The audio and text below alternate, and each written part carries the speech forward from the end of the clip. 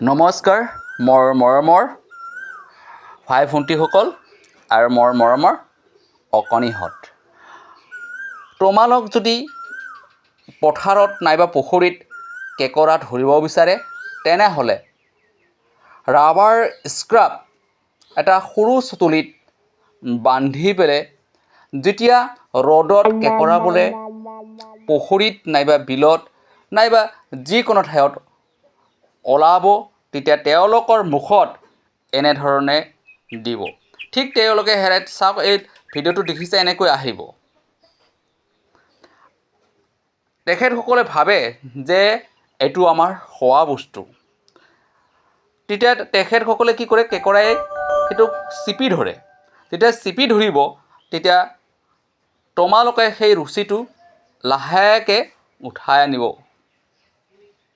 তেতিয়া কেঁকোৰাও উঠি আহিব।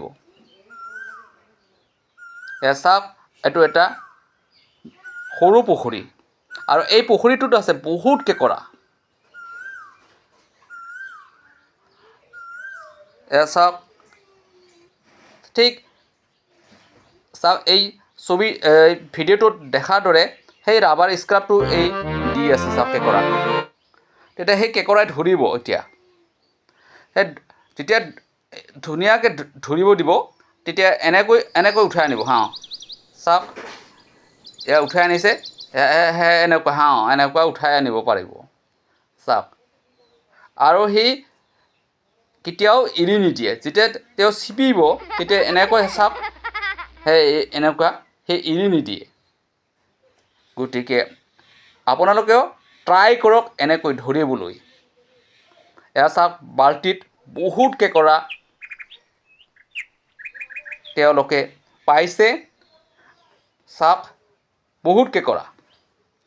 গতিকে এই সহজ বুদ্ধিটো আপোনালোকে পানীত নামিবও নালাগে, আনকি